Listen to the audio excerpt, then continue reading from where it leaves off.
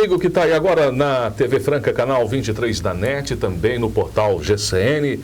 Estamos começando Hora da Verdade na TV, o seu resumo de notícias da semana agora em destaque. Vamos analisar tudo que mais importante rolou nos últimos dias. Aqui comigo está Correia Neves Júnior. Tudo bem, Júnior? Ainda recuperando, viu, Vasco? Estou bem, mas ainda recuperando aí, me recuperando da festança do final de semana do Top Franca. Na sequência, a gente já emendou uma viagem a São Paulo, então é muita correria, mas tudo bem. A gente vai falar durante o programa de hoje sobre a festa do Top Franca 2015, que aconteceu no Castelinho. Muita gente bonita, muita gente importante. Você vai entender um pouco. Muita emoção. Muita emoção também. Foi bonito de ver. E a gente ainda vai falar sobre a violência na cidade, que não insiste em parar. Os bandidos cada vez mais audaciosos. Na verdade, que não deixa não para de aumentar, né? É um número sempre preocupante, Vaz. A gente vai falar sobre esses assuntos. Tem ainda os prêmios da semana, as pessoas que se destacaram. A gente vai começar o programa de hoje com imagens que nos remetem lá nos anos 80. O Vaz era bebê, mas eu já era crescidinho nessa época aí, viu? Quem não se lembra do filme De Volta para o Futuro, um clássico dos anos 80, que trazia o personagem aí, interpretado pelo Michael J. Fox, o Martin McFly. E uma história meio adolescente, meio de ficção científica, mas era fantástica, entusiasmou gente no mundo inteiro, legiões de fãs acompanhavam a saga aí De Volta para o Futuro, eu, um deles, o sujeito viaja no tempo, ele é um colegial, um aluno ali, ele tem que desvendar um mistério e ele viaja no tempo, né? São 3 filmes, ele avança no tempo, ele volta no tempo, depois ele faz suas peripécias ali, no clássico dos clássicos, que é o primeiro filme, ele vem parar, o primeiro salto que ele dá no tempo, ele vem parar em 1985. Ele sai de 1985 e vem parar em 2015. Ele faz um salto de 30 anos, que mostra lá no painel do carro que ele está indo para o dia 21 de outubro de 2015, 30 anos à frente. Esses 30 anos passaram bem rápido. E essa semana choveu de matéria aí em jornal, em emissora de TV, em portal, dizendo como é que era esse futuro, né? Como é que a gente via esse futuro em 85, como é que seria esses 30 anos à frente. Muita coisa o filme acertou, muita coisa o filme errou, né? O maior erro é que eles previram que essa altura do campeonato a gente já teria aí carros que voam e skates que voam também, mas acertaram TV de tela plana que não existia na época, tem agora, uma coisa que parecia essa comunicação por computador, que a gente faz de chamadas com imagem, acertou uma série de coisas, né? É muito bacana. E muita gente aqui de Franca, esses bem-humorados, a gente precisa conhecer esse pessoal, viu? No melhor espírito disso, fez um monte de piada, né, Vaz? No Facebook aí, nas redes sociais, teve gente brincando com o Martin McFly, o DeLorean, que é o carro que ele dirigia, que ficou famosíssimo também, e Franca. Vamos ver aí umas imagens do filme original, lá de 1985. Esse carro deixou aquela época, né, Júnior? Todo mundo ficou todo mundo queria ter um DeLorean. E aí essa semana, para comemorar essa data, foi na quarta-feira, em que a viagem estaria, né, que eles chegaram ao ano de 2015, várias imagens circularam pela internet. Franca não ficou fora disso, como o Júnior disse, não. Dá uma olhada nessa primeira imagem aí. Agora, o carro, ele quebrou ali, Júnior, a mureta ali da Avenida das Seringueiras. A gente não sabe quem fez a montagem, mas para você que fez, meu amigo, parabéns, é perfeita a montagem, e mostra o DeLorean aterrissando na mureta do Franca Shopping ali, quebrando tudo ali, o que ficou muito engraçado. Depois da ida dele até a mureta, né? Porque ele veio lá do passado e de repente bateu na mureta, derrubou. Todo mundo bate na mureta. No filme ele tem um problema para voltar, ele precisa de uns equipamentos, porque o carro avaria também na chegada ao futuro, precisa arrumar uns equipamentos lá para voltar. E você sabe onde é que ele arrumou o que precisava aqui em Franca? No supermercado de São Paulo, porque lá o senhor Aparecido tem de tudo. Então tem um post engraçadíssimo que fala que ele arrumou as válvulas, os negócios, equipamentos, os negócios, tudo no supermercado de São Paulo. Ele arrumou até um quichute e também um lanche do Fofão que tinha no estoque do senhor Aparecido. Maldonado Ponce, o querido dono do supermercado de São Paulo. Eu achei muito engraçado, espirituoso, divertido. Alegrou essa quarta-feira, esse dia 21 de outubro aí. Foi bem bacana, deu para dar muita risada com esse bom humor dos francanos aí, brincando com a história do filme e coisas que são características de Franca. Bota aí de novo a imagem, Vandinha, do DeLorean aí em frente ao supermercado São Paulo. O post, Júnior, diz ainda que ele achou ali o plutônio. Achou até plutônio, que é o combustível pro carro. 3 pamonhas de doce, um capacitor de fluxo reserva, uma tigela tibetana e uma turbina de avião. Tudo lá no supermercado Aparecido, né? Olha, eu não sei se tem, mas se houver um lugar em Franca que pode existir, é lá. E que ainda vai estar aberto dia e noite sem parar, né? É lá mesmo. O filme fez tanto sucesso nos anos 80, depois dos anos 90 também continuou essa série. E aí agora, por conta dessa data, né, que a gente viveu na semana passada, diversas marcas falaram que vão fazer homenagens ao filme De Volta Isso, porque no filme lá de 85, você tinha, nessa projeção do que seria o futuro, você tinha marcas. Você tinha lá refrigerante, Pepsi, tênis, Nike, e elas vão lançar produtos parecidos com essas que elas imaginaram no passado que estariam existindo no futuro. Pois o futuro chegou, né? O futuro 30 anos passou. E tem muita gente perguntando o seguinte, daqui 30 anos como será, né? Olha, eu nem me arrisco a fazer uma projeção dessa. Muito bom. Começando o programa hoje de bom humor. Isso porque... Aí tem a foto do Vaz, viu? Eu não sei se a gente vai achar aí, mas ele tirou uma foto. Foram usados 3 DeLorean. Esse carro que é muito bonito, muito futurista aí. Mas diz o Michael J. Fox essa semana, numa série de entrevistas, que era um horror de dirigir esse carro. Que ele machucava a cabeça toda hora que ia fechar essa porta que abre em borboleta aí, que ele batia a cabeça, que não cabia ninguém dentro do carro, que era um horror. Mas o Vaz tirou foto lá na Universal, nos Estados Unidos. Foram usados 3 carros na filmagem, um deles virou lá peça de museu. Bota aí, Vandinha, na tela. E esse é o DeLorean, é original. Ó. Ele fica lá nesse parque da Universal, onde tem diversas outras atrações. E onde o Vaz andou em 18 montanhas russas sem parar. Você sabe que nesse parque aí tem a montanha russa do Hulk, né? Que era lá mesmo. Bota também a tela da montanha russa aí, a imagem, Vandi, aí, ó. Lá no fundo. Que beleza, que saudade. O dólar tá R$4, não se esqueça disso. Hoje não dá para viajar nem para Argentina. Não. Olha, é o seguinte, gente. Brincadeiras à parte, já porque a gente tem que descontrair também, porque é sempre tudo muito pesado, né? Principalmente nos últimos programas que a gente tem feito e trazido histórias tão tristes, né? Mortes, violência, crimes passionais que nos deixam tão chocados. Às vezes é bom a gente quebrar essa sequência tão triste. Só que, infelizmente, essas notícias fazem parte do nosso cotidiano. E essa semana a violência não esteve longe, não. Ela esteve muito perto. Deixou dezenas de francanos vítimas e à mercê da bandidagem. Principalmente no quesito roubo. No final de semana passado, gente, foram 19 casos de sexta até segunda-feira. Muitos deles graves. Teve, por exemplo, tiro dentro de açougue. Teve loja de móveis também que foi visitada por bandidos, teve pizzaria, teve posto de combustível, teve casa, pode pegar qualquer coisa que estaria nesses números. Durante a semana não foi diferente, muitos outros casos também. Teve um que chamou muito a atenção, que a gente vai ver aí na tela agora, Júnior, que é um construtor de 37 anos que foi vítima de roubo ali na saída de uma festa. Essa imagem que a gente vê é onde ele foi jogado, né? Porque ele diz o seguinte, que saiu da festa, né? Foi pego por 2 bandidos, esses bandidos roubaram seu carro, celular, também levaram a carteira e antes de ir embora, simplesmente fizeram o seguinte, não tem o que fazer com você, a gente te joga aí, onde a gente está vendo. Como você disse, Vaz, foi um final de semana terrível do ponto de vista dos números de roubo, assalto, furto e afins. Houve ocorrência de R$350 ou ocorrência de de um sequestro como esse. E na semana continuou, né?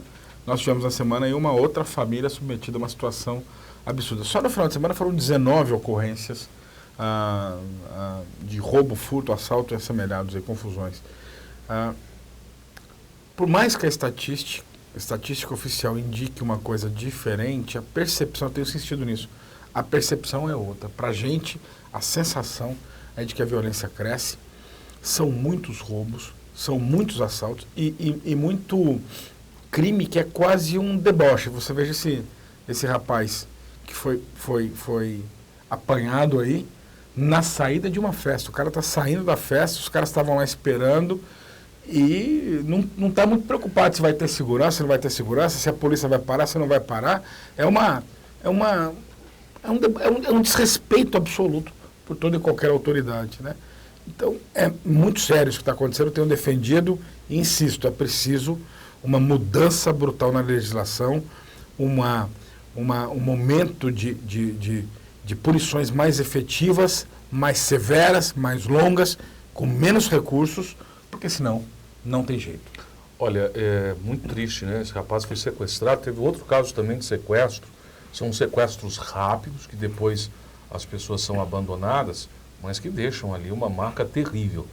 Vê essas imagens aí comigo, com a gente aqui no programa, e neste caso a família foi feita refém ali numa fazenda na Ronan Rocha.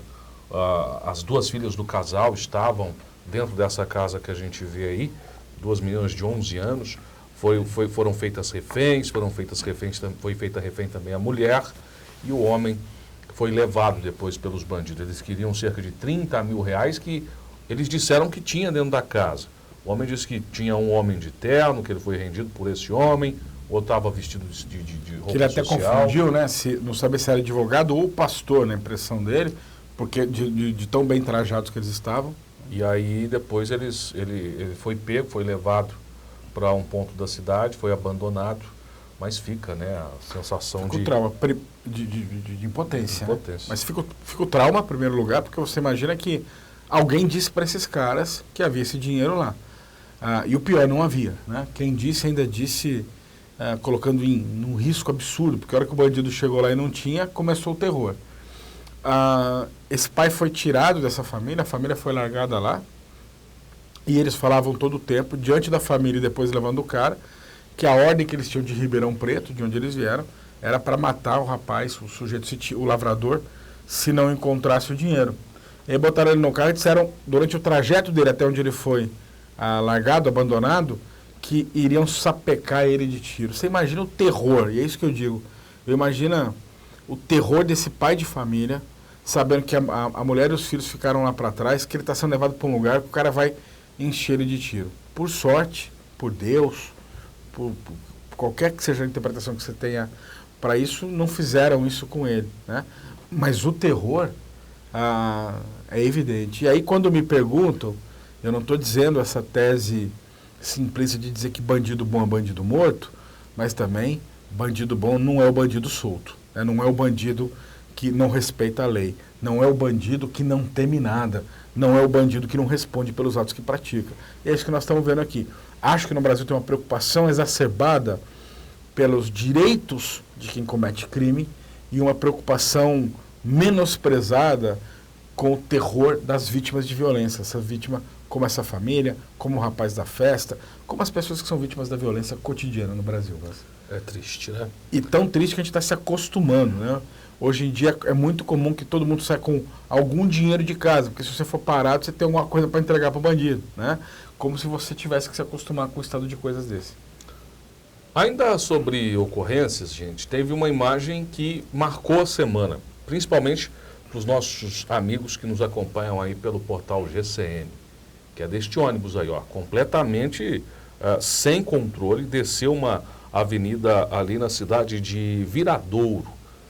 Este ônibus estava com cerca de 25 estudantes. E aí esse ônibus parou na Avenida Rui Barbosa, por algum motivo, perdeu ali o freio, e esses alunos que estavam dentro desse ônibus que a gente viu aí, eles foram surpreendidos por isso. Esse ônibus só parou em uma rotatória na entrada da cidade, ele tombou, entrou dentro tipo de uma represa ali, Não houve feridos graves, mas ficou o susto. O desespero foi tão grande. Vamos ver aí, porque um internauta, um estudante que estava já fora do ônibus, registrou os momentos de terror que eles viveram.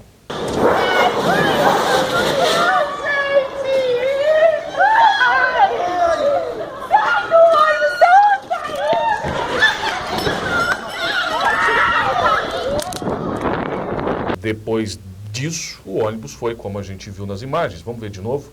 Ele passa, as imagens de câmera de segurança registraram aí ele descendo, até com a porta aberta, na outra ele derrubando inclusive um coqueiro que havia ali, uma palmeira na realidade, que havia no meio da avenida. Foi tudo impressionante essas imagens. Quase trágico, né? Quase trágico. É preciso reforçar, Vaz. Eu não sei qual a solução, mas ela passa necessariamente por uma fiscalização melhor, mais séria e mais rígida de qualquer tipo de ônibus que transporte estudante. Eu vejo muita preocupação com as vans que transportam alunos do perímetro urbano. É importante que exista isso, porque, enfim, o tipo do passageiro justifica que são alunos, mas a gente tem visto aí um certo desleixo, tanto de quem transporta como de quem fiscaliza com esses ônibus de estudante. A gente pode lembrar daquela tragédia lá de Sacramento e Rifaina, de alguns anos atrás, que ficou conhecido como a tragédia da Curva da Morte, onde morreram mais de 20 estudantes. Foi uma coisa horrorosa ali, que eles vinham ali de Sacramento e Rifaina para estudar. Em Franca, né? E morreu todo mundo, uma coisa horrorosa. A gente teve agora, mais recentemente, um ônibus desgovernado, ali não se sabe se falhou o freio, se foi desatenção do motorista, todo mundo ainda está em fase de conclusão de inquérito, que é aquele ônibus que atropelou aquela senhora na Presidente Vargas em Franca, e também ali, depende do que o cara fizesse, podia ter capotado esse ônibus, machucado alguém, além da senhora que morreu, que já seria ainda pior, e a gente tem agora essa quase tragédia aqui na região. É preciso muita atenção, porque vão dezenas de alunos, de jovens nesses ônibus todo dia, e uma hora uma tragédia pode se repetir. E é tudo que a gente não gostaria de noticiar, nem de comentar. Pois é. Vamos para o intervalo comercial, a gente volta já já aqui no Hora da Verdade na TV.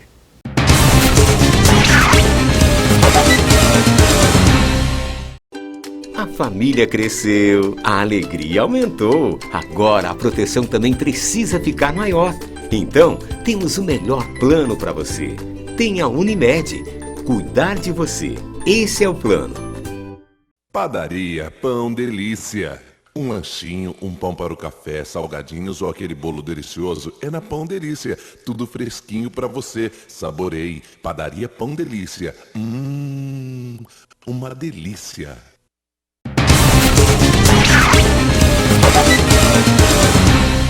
E a gente está de volta com Hora da Verdade na TV Franca, canal 23 e também no portal GCN, para falar agora sobre uma polêmica que tomou conta do meio educacional nesta semana que passou. Uma decisão do governo do estado de dividir os alunos das escolas do ensino fundamental e médio tem gerado uma grande revolta por parte de pais, alunos e até de professores. Aqui em Franca, o anúncio de um possível fechamento da escola Otávio Martins de Souza, na Vila Chico Júlio, deixou os professores e também os alunos bastante entristecidos na última quarta e quinta-feira. Para falar com a gente a respeito deste assunto que movimentou ali toda a região e esses professores e alunos que eu disse, a gente convidou a professora Daniela Medeiros, que está lá há muito tempo, como aluna desde 84, como professora desde 2009. Como é que foi esse anúncio de que ali poderia ser fechado, professora? Boa noite a todos. Foi como uma bomba caindo na cabeça de todo mundo, porque você espera que vai ter uma mudança, então nós estávamos contando que ficaríamos com alunos, não estávamos contando que teríamos a escola fechada, e que os nossos alunos seriam mandados o médio para uma escola e o fundamental para outra, e que o prédio da escola não teria uma utilidade instantânea. Essa é uma primeira diferença que é importante a gente fazer do que está acontecendo com o Otávio Martins, daquilo que está acontecendo com o sistema educacional. Como o Vaz disse na introdução, existe essa política de reorganização das escolas que o governo vai dividir para evitar que se misturem alunos de faixas etárias muito diferentes. Né? É uma tentativa até de coibir algum grau de violência ou de problemas decorrentes desse convívio. Então, a escola que atende os menininhos, né, o ensino fundamental, ela vai ter só esse tipo de aluno. Isso. E as escolas a escola que atende o ensino médio, portanto, fica com os mais velhos. O problema é que o Otávio Martins de Souza é o extermínio da escola. É isso que todo mundo tem. É a terceira vez, é a quarta vez, né? Já houve três outras vezes. Uma eu ainda era estudante de lá, e as outras 3, que essa com terceira... Com o mesmo tipo de ameaça, né? Com o mesmo tipo de ameaça. Como é que chegou a notícia para vocês de que o Otávio Martins ia ser fechado? Seguinte, foi feito o pedido de uma reunião pela diretoria de ensino, convocando o conselho de escola e o grêmio. Então, assim, não foi uma convocação que foi pais, todos os professores, não. Todos os alunos, não. Foi específico. Conselho de escola, grêmio e a própria gestão. Foi feita essa reunião, estava marcada para ser às 14h, adiantaram para as 10 da manhã. Então, muitos professores não puderam ir. Da quarta-feira? Ou da outra semana? De ontem. De quarta, então. De ontem. E muitos professores não puderam ir, muitos pais não puderam ir, porque não sabiam. Foi avisado em cima da hora. Mas os que foram, receberam isso com uma tristeza muito grande. Quem fez o comunicado? A dirigente regional? A dirigente de ensino. A Maria Luísa. A Maria Luísa. Foi ela que disse. Ela disse com todas as letras. De acordo com a reunião, de acordo com o que foi passado por todos os que estavam na reunião, de acordo com a ata que eu trouxe aqui, até vou deixar uma cópia com vocês. Foi dito com todas as letras, assim, nós temos uma proposta para vocês, por conta da baixa demanda de alunos, que nós vamos mandar o fundamental para uma escola, o médio para outra. Essas escolas seriam o IETC, para o ensino médio, e o fundamental, o SED. Eu mandar para lá. Só que, se a gente pegar a proposta do governo do estado, no máximo, as escolas teriam que ficar distantes 1,5 km. Porque a maioria das crianças vão a pé. Hoje em dia não é todo mundo que tem condições de estar pagando uma van ou pagando ônibus direto para o filho ir para a escola.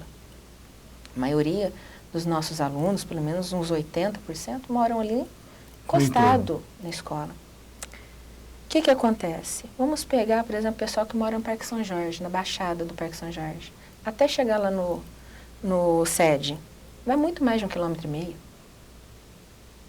Só que tem aquela subida para criança, já é uma coisa complicada. Mas para a gente entender, a dirigente regional de ensino, então, anunciou numa reunião quarta-feira, essa semana, que haverá esse fechamento. E ela disse o que vai ser feito com a escola Otávio Martins. Falou que não tem nenhuma... É a extinção da escola. Extinção, não tem nenhuma proposta imediata para o uso do prédio.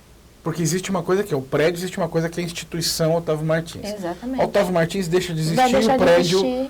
Não é que ela vai mudar para um outro lugar, nem nada. Não vai mudar para outro lugar. Vai simplesmente a escola Otávio Martins deixa de existir.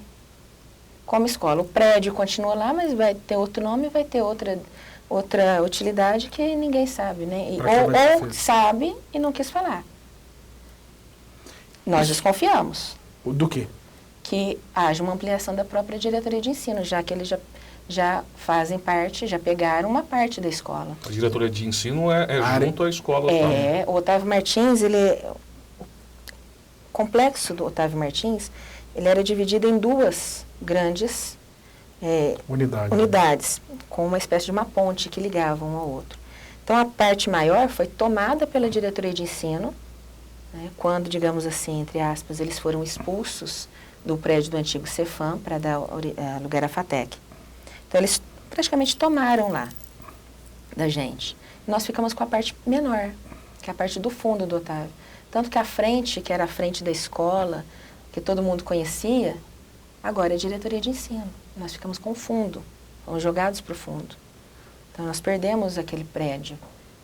E a tendência, pela nossa vivência no dia a dia e de anos, que já vem esse massacre, digamos assim, esse massacre psicológico com a gente, é de que provavelmente a ideia seja a ampliação da própria diretoria de ensino. Ocupando a área administrativa, fazendo das salas de aula, áreas administrativas da diretoria de ensino. Sim. A senhora disse que entre 35 e 40 professores trabalham ali. Fora os funcionários. Fora os funcionários de limpeza, merenda. Limpeza, secretaria, pessoal que trabalha na agente de organização escolar, que são os antigos inspetores. Para 400 alunos. Sim, uma média de 400. Como que os professores e os alunos reagiram a isso? Se eu falar que metade dos professores estão chorando, que não tem uma reação porque não sabe para onde vai, porque não tem. A gente não tem certeza para onde vai. Porque vai colocar esses meninos nas salas. Mas e os professores? Será que todos nós vamos ter nossa carga horária completa, como nós estamos tendo hoje, que já é difícil? Todo mundo está chorando. Os funcionários, eles são assim, a gente perdeu o emprego. Porque se você parar para pensar os funcionários de uma secretaria, de uma escola, são muitos funcionários, para uma escola andar, para uma escola ter vida, são muitos funcionários na secretaria. Na outra escola já tem. Esse pessoal vai todo perder o emprego. E uma nova relação de subordinação também, né? Sim. A professora Daniela responde a uma diretora X que provavelmente, já que o Otávio Martins não vai para um outro lugar, por isso que eu falei, podia ter mudado o prédio, mas não a instituição, ou seja, o Otávio Martins vai para esse outro prédio. Mas não é isso que está acontecendo. Não. Não vai. Então, foi a proposta, você vai ter uma nova chefe, é como ter um outro emprego. Vai ter uma nova chefe, novos colegas de trabalho, novo tudo. E ninguém sabe o que vai ser isso. E ninguém sabe o que vai ser e que nós não escolhemos. O que é pior. Porque tira a liberdade de escolha. Que é o processo de remoção, por exemplo. De remoção. Que o professor com uma certa pontuação, ele pode optar entre as escolas que tenham disponibilidade para onde ele vai. Esse privilégio nós não vamos ter. Vai ter que ir para onde estiver. Vamos ter que seguir a antiga lei da ditadura. Eu mando e tu obedece. Simples assim. Pode obedecer quem tem juízo. Quem tem juízo. E nós estamos brigando com isso. Porque o resultado final, como ela mesma disse, que ela estava ali fazendo uma proposta, mas já naquele tom, tipo assim, eu faço uma proposta, mas isso aqui já está fechado. Foi um tom mais agressivo? Foi uma conversa tranquila entre os professores e a diretora? Então, os poucos que estavam lá, o comentário foi o seguinte: eu estou trazendo uma proposta, só que leia-se na entrelinha, isso já está fechado. Mas a proposta é única, porque não tem alternativa, não tem opção. O que eles fizeram? Eles pediram para os professores e para os alunos, me dê motivos para que a escola permaneça aberta. Existe alguma comissão formada, professora, para tentar negociar com a dirigente regional de ensino ou com o governo do estado? Então, nós, professores e alunos, estamos mobilizando a sociedade agora. Primeiro, o entorno, na família. Terça-feira nós temos uma reunião de pais para tratar especificamente sobre isso. Terça-feira, dia 27. Isso, terça-feira agora, dia 27. Amanhã nós já vamos fazer, nós, professores e os alunos, já vamos estar fazendo amanhã, segunda-feira, 26. Amanhã, é na sexta. Esse programa é só para que a gente consiga aqui organizar as datas para você. Não. Amanhã, na sexta-feira. Na sexta-feira. Então, quando você estiver vendo, já aconteceu essa reunião que a professora se refere. Na sexta-feira, agora, nós vai ter um projeto da diretoria de ensino, que é a Feira de Ciências, que vai ocorrer lá no salão da igreja de São Sebastião, na estação. E nós, professores e os alunos, estamos participando da Feira de Ciências, e os alunos que não vão participar da feira vão se reunir na porta da escola e nós vamos a pé. Fazer uma caminhada. Fazer uma caminhada pacífica, com cartazes, vestidos com uniforme e de roupa preta, então nós vamos fazer a mesclagem, né, mostrando o nosso repúdio. Depois nós vamos parar, né, lá na porta, e depois nós vamos subir para a praça da estação, fazer um manifesto e pedir o apoio da população através de abaixo-assinados. A nossa ideia é conseguir o maior número de abaixo-assinados possíveis de toda a população francana. Então, assim, na terça-feira já eu tenho uma reunião com o pessoal do Lions para pedir o apoio. A gente está entrando em contato com diversos setores para pedir o apoio também, para fazer toda essa documentação e levar na LESP, que é a Assembleia Legislativa de São Paulo, para fazer a apresentação para os deputados. para que eles barrem essa decisão. Porque nós acreditamos, eu como professora, como ex-aluna da escola e como moradora da comunidade. Não tenho filhos, mas a cada ano que passa eu tenho 400 filhos para cuidar. Mas nós acreditamos que é o seguinte, se fecha-se o Otávio hoje, ou qualquer outra escola, a briga hoje é com o Otávio, mas se fecha qualquer outra escola, é o primeiro caminho para se fecharem outras mais. E cada escola que se fecha é uma cadeia que se abre, porque você tira o futuro de uma população que poderia estar ter uma vida muito melhor e que infelizmente poderá ir para o mundo do crime e sair enchendo cadeia, como a gente está vendo por aí. Fora a questão histórica da escola. É uma escola que é conhecida internacionalmente por conta da fanfarra, que só terminou com a morte do gordo, que era o rapaz que levava a fanfarra adiante. Nós não encontramos ninguém que tocasse ela para frente, mas o nome do Otávio Martins, dentro da história de Franca, é um nome inesquecível, levado internacionalmente. É uma escola, para as pessoas se situem, desde os anos 70, está instalada ali naquele mesmo lugar, na Vila Chico Júnior. Importante lembrar também, Vasco, que nós tentamos contato com a dirigente regional de ensino, a nova dirigente, substitui a professora Ivani Marquesi, que é a professora, também professora Maria Luísa, mas ela estava em reunião em São Paulo. Né? Mesmo porque também é sexta-feira, estava previsto, né? Nós gravamos antes, sexta-feira é o dia em que o governo do estado anunciaria em detalhes como é que seria feita essa mudança no sistema de organização das escolas do estado. Muito bem, gente. Gostaria de agradecer. Professora, obrigada. Boa sorte na luta dos pais, Obrigada. dos professores e dos alunos. E quarta-feira nós vamos promover lá no centro, na Praça Nossa Senhora da Conceição, uma aula coletiva. Então eu gostaria de estar convidando a sociedade para estar assistindo essa aula, como nós vamos ministrar, os alunos do Otávio vão estar presentes na praça, todos sentadinhos, tá? Nós, professores, e o pessoal da Unesp vai estar participando também. Então, se alguém mais quiser estar nessa luta, entrar na luta com a gente, nós iremos agradecer assim, eternamente. Boa sorte. Porque uma escola fechada é o fim de uma história. Obrigado, professora. Obrigada. A gente vai a um breve intervalo comercial e volta já aqui no Hora da Verdade.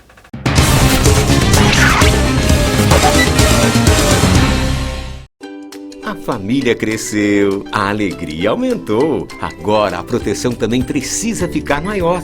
Então, temos o melhor plano para você. Tem a Unimed. Cuidar de você. Esse é o plano. Padaria Pão Delícia. Um lanchinho, um pão para o café, salgadinhos ou aquele bolo delicioso é na Pão Delícia. Tudo fresquinho para você. Saboreie. Padaria Pão Delícia. Uma delícia.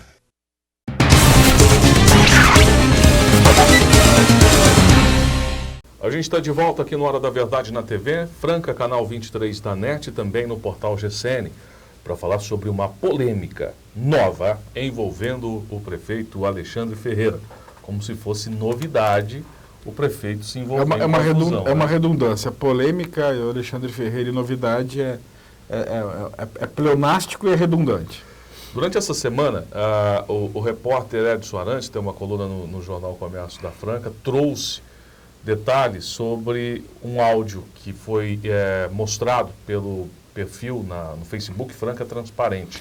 Funciona uma espécie de uma ONG que acompanha a movimentação dos políticos de Franca, inspirado aí no Contas Abertas, no Transparência Brasil, que são grupos que fazem isso nacionalmente. Esse áudio é do prefeito Alexandre Ferreira durante um evento na sexta-feira da semana passada.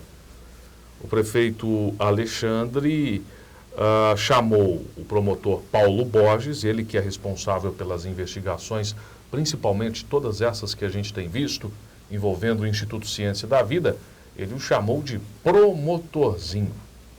Ouça aí o que disse o prefeito Alexandre Ferreira. Se eu der pedalada aqui, eu vou preso. Se eu não cumprir a minha legislação aqui, eu vou preso. Os meus bens ficam indisponíveis maldosamente. O tal do promotorzinho já tentou fazer isso comigo umas 3, 4 vezes. 2 anos e meio, 11 mil reais. Sabe quanto que os médicos ganham na nossa rede? 15 mil reais por mês. O que 11 meses vai representar com 36 meses? 11 mil reais vai representar em 36 meses. Então, R$400 por mês. Vocês acham que nós vamos fazer um negócio deliberadamente para burlar a prefeitura? Para burlar o negócio por causa de R$400 por mês? Se tiver que fazer alguma coisa errada, vocês acham que alguém vai fazer alguma coisa errada? Que eles vão fazer alguma coisa errada por R$400 por mês? Muito bem, esse aí é o prefeito Alexandre Ferreira falando entre mais de suas pérolas. Em uma reunião do Coman na outra semana, na semana que passou também, há cerca de 10 dias, o prefeito Alexandre já havia atacado o promotor Paulo Borges, esse aí que a gente vê nas imagens. O Paulo Borges, segundo o prefeito Alexandre Ferreira, por exemplo, trabalharia apenas da 1 até às 5 horas da tarde. São dois fatos, dois casos. E também, segundo ele, com a elegância habitual que só o Alexandre Ferreira tem, sendo que o promotor de justiça gosta mesmo de pescar de terça a quinta-feira, como se ele não trabalhasse. Exatamente. Né? Bota na tela de novo o Paulo Borges aí, Vandinha.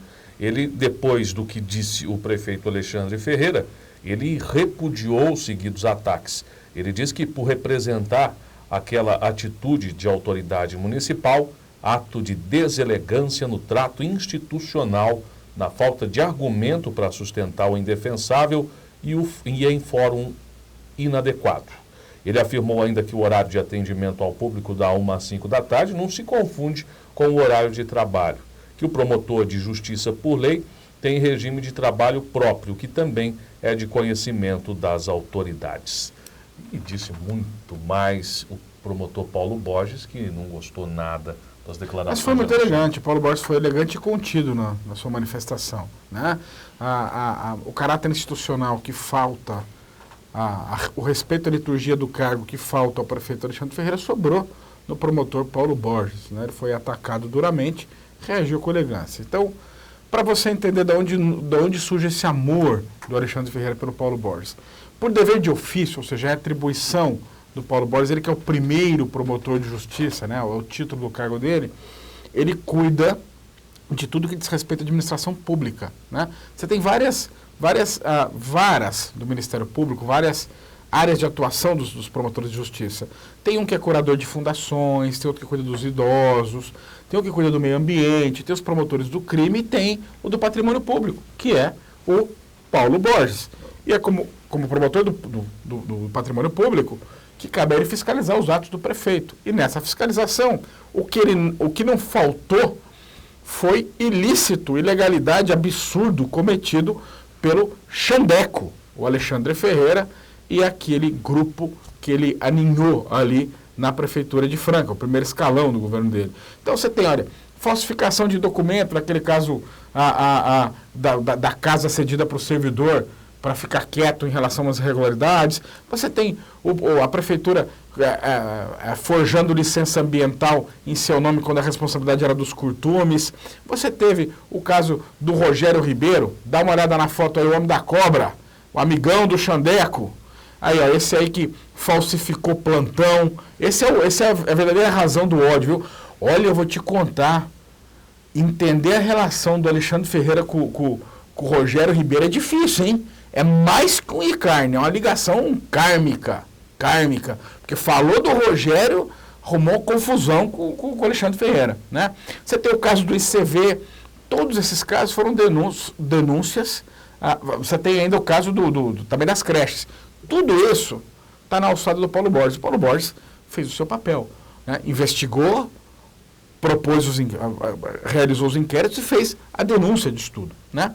E aí, em várias dessas ações, já começam a ter efeitos.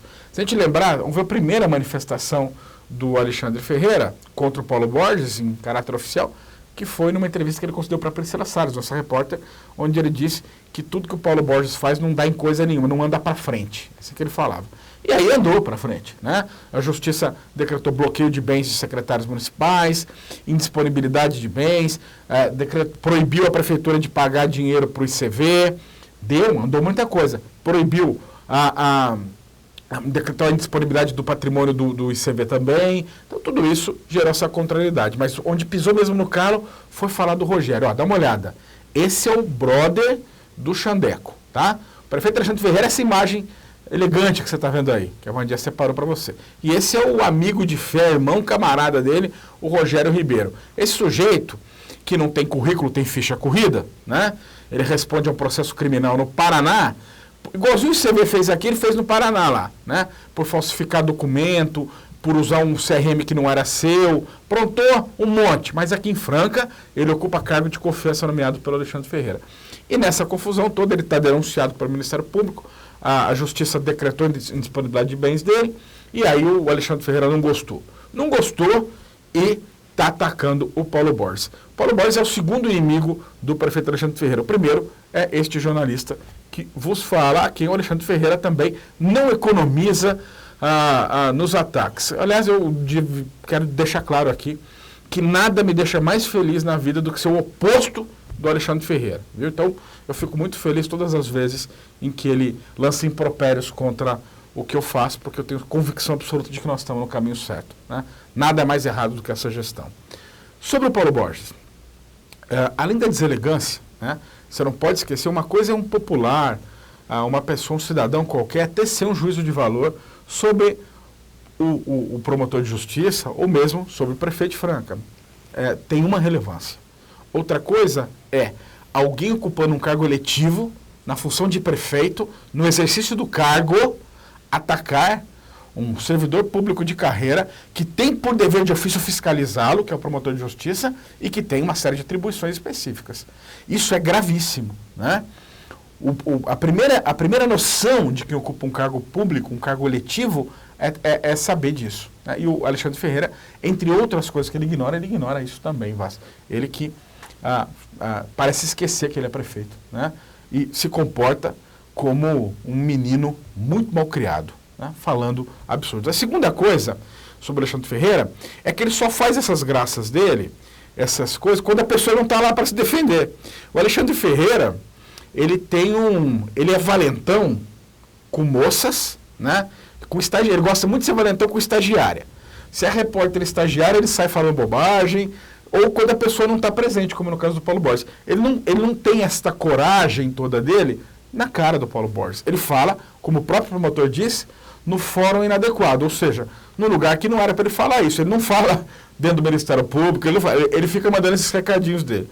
Paz, meus senhores, tem uma foto que você vai ver aí, ó. Olha o grupinho que estava com o Alexandre Ferreira no dia em que ele atacou. Tá lá o vice-prefeito, ficou calado diante dos ataques que fez o prefeito ao Ministério Público. Tá aí a secretária de Saúde, a Rosane Moscardini, ficou calada. Tá o Vergara, ficou caladinho também. Todos não falaram nada com relação à manifestação deselegante do prefeito, né? Imagino que concordem tristemente com ela, porque se discordassem, teriam dito alguma coisa. Essa é a confusão.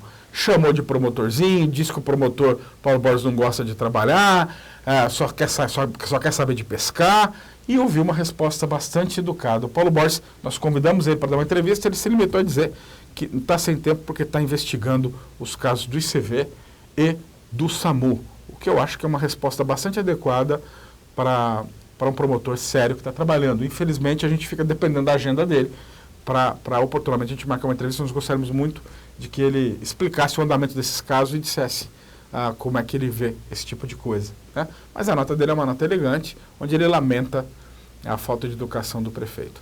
Tem uma coisa a mais, Vasco, que me chamou a atenção aí, além da deselegância do Alexandre Ferreira.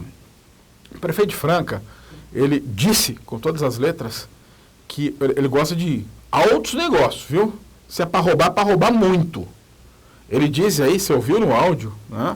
Ele diz claramente que não ia se sujar, que se alguém fosse se sujar, não vai se sujar por mixaria, por 11 mil reais, porque o médico ganha muito bem. Se fosse para fazer alguma coisa deliberada, que fizesse em grande volume. Deve ser por isso que ele defendeu com tantas unhas e dentes o ICV, porque ali eram milhões, né? Com o ICV eram milhões de reais. Deve ser desse tipo de prática que o prefeito de Franca gosta, já que você pode ouvir as próprias palavras dele, né? Porque, primeiro que ele acha que 11 mil reais é mixaria. Segundo que ele acha que o sujeito falsificar o plantão não é um problema também. E terceiro que ele acha que se for para fazer tem que fazer muito. Alguém, eu já disse, deve ter alguém no primeiro escalão com o mínimo equilíbrio, né? Precisa recomendar cautela ao prefeito de Franca, o mínimo de cautela, né? Porque esse tipo de fala compromete ainda mais qualquer resquício de integridade que pudesse sobrar ao seu governo. Importante lembrar também que no começo do áudio ele fala, olha, porque aqui em Franca, se a gente pedalar, a gente vai preso. Não foi ainda, Alexandre Ferreira.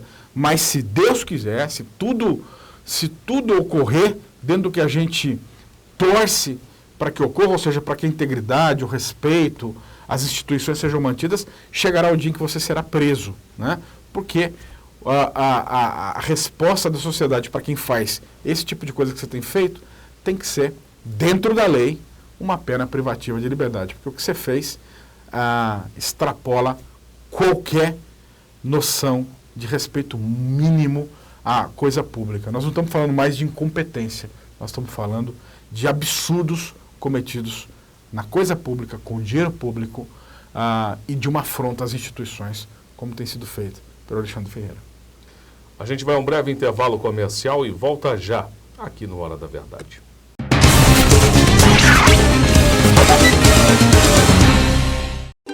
A família cresceu, a alegria aumentou. Agora a proteção também precisa ficar maior.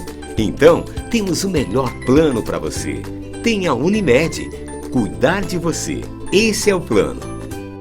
Padaria Pão Delícia. Um lanchinho, um pão para o café, salgadinhos ou aquele bolo delicioso é na Pão Delícia. Tudo fresquinho para você. Saboreie. Padaria Pão Delícia. Uma delícia.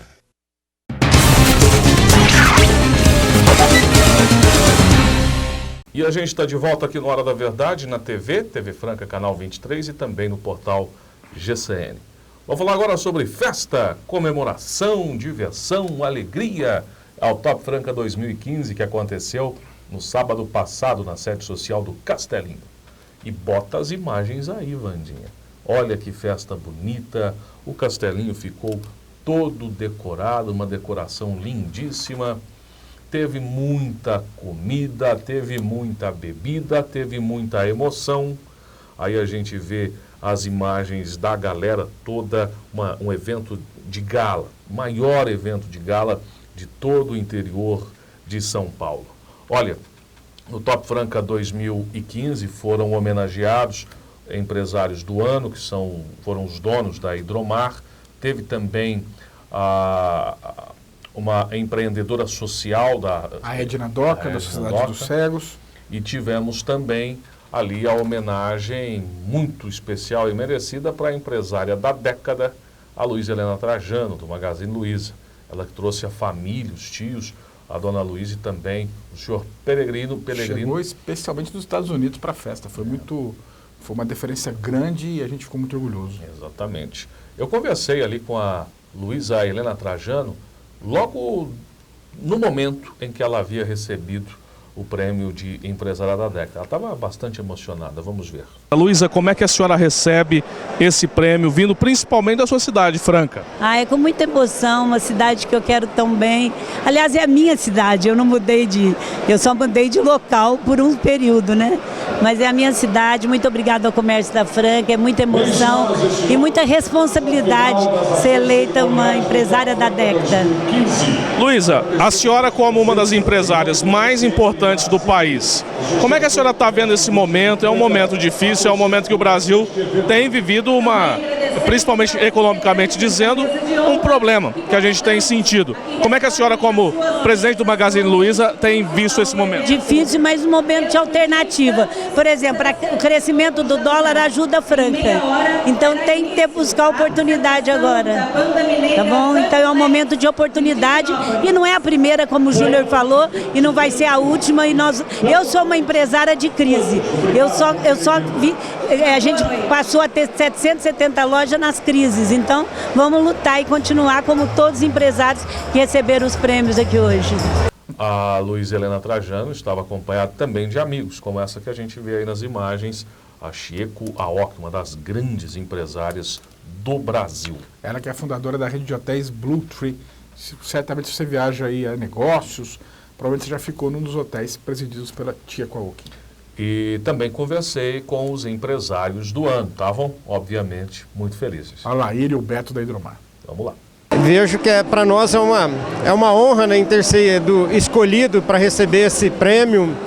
Vejo também que a nossa responsabilidade da agora para frente como empresário, ela só vem aumentar, que aí está a confiabilidade, né, do consumidor, do público francano. Então isso nos dá mais responsabilidade para acertar mais, para fazer mais certo da agora para frente.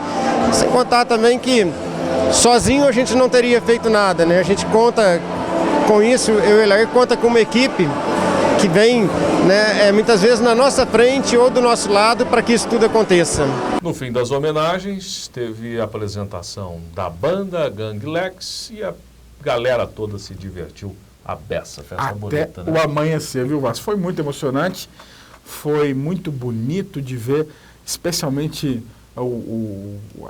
a emoção da Dona Luísa, do seu Pellegrino, com o sucesso da sobrinha, com os reconhecimentos feitos a Luísa Helena Trajano, ela que transformou o Magazine num império, num colosso do varejo brasileiro, e também para a festa enorme feita pelo pessoal da Hidromar, viu? Foi lindo de ver mais de 50 funcionários da Hidromar ali presentes, comemorando, teve apitaço, teve chuva de prata, teve de tudo ali, foi muito bacana. Beleza, Top Franca 2015, tem mais o ano que vem, hein? O que vem tá, já começamos a preparar. Muito bem, vamos para nossas premiações. Vamos começar com o troféu Joinha Júnior. Este rapaz aí que você vai premiar hoje, ele já é bastante conhecido daqui, né? Já, o vereador Laércio Miguel Matias, o Laércio do Paialzinho, dá uma olhadinha no que ele falou, é autoexplicativo de por que ele é o nosso joinha da semana. Ouve aí. Aqui é o prefeito Alexandre Ferreira, precisa sair até um pouco da linha dos outros discursos, que eu tenho analisado, prefeito, e as pessoas de bem, as pessoas inteligentes, quais são vossos secretários, vossos auxiliares, e as pessoas que pensam no bem comum, é que você é um bom gestor. Além de ser um bom gestor, você faz muito bem. O que você vem fazendo na nossa cidade, e quem conhece um pouquinho de trabalho, é diferente. Você pode ter certeza que você vai passar a história dessa cidade com 8 anos de mandato como um dos melhores prefeitos.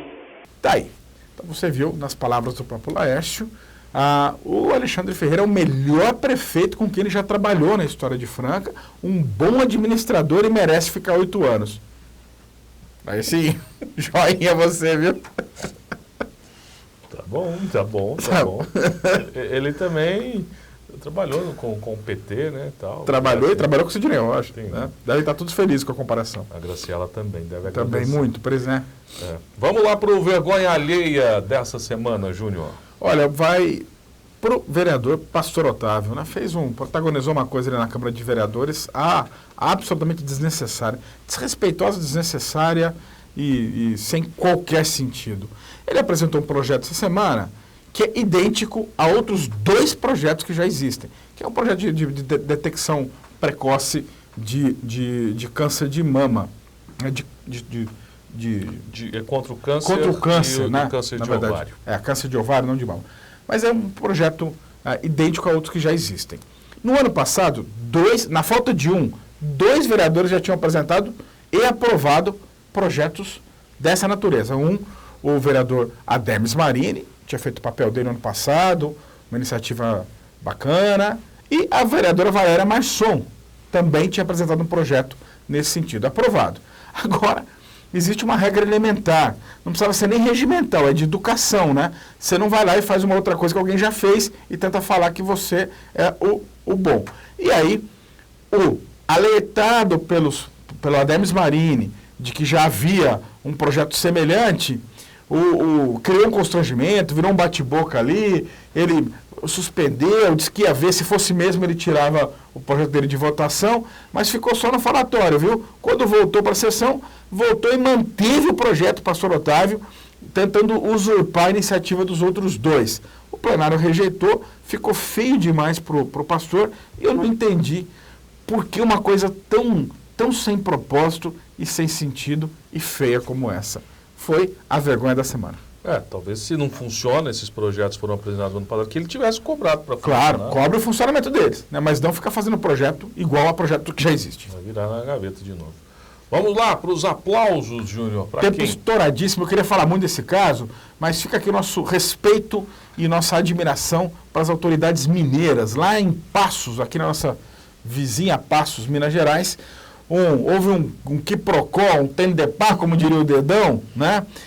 Parecido na área da saúde lá, uma desorganização tremenda, tinha falso médico, descontrole, plantão fajuto, tinha de tudo, UPA que não funciona, e lá, meu amigo, terminou como a gente esperava e espera que termine aqui uma hora. Lá terminou em cadeia, 4 presos, 2 secretários municipais, viu? Foram para cadeia em Passos. Esses que a gente vê aí nas imagens, ó, é o Gilberto Lopes Cansado, que é de administração, e o Dixon Eliton de Castro, secretário da Saúde. É isso que você está vendo ali em Minas Gerais, aqui pertinho, foram para cadeia por cometer absurdos na área de saúde.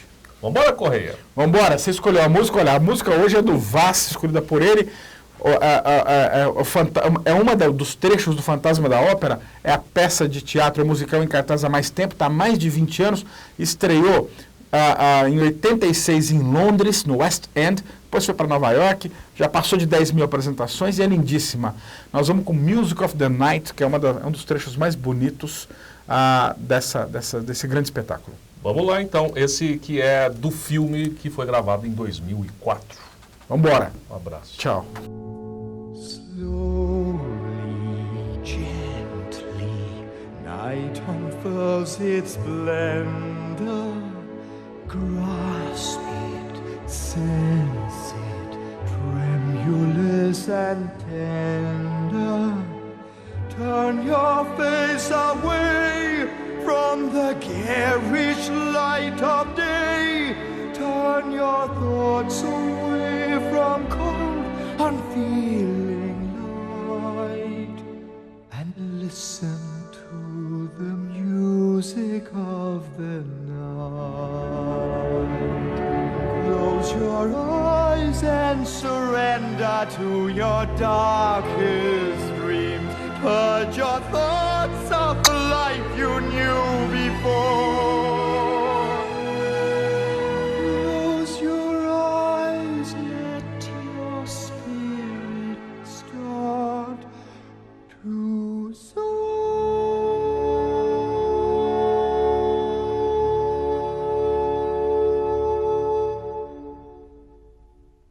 And you live as you've never lived before.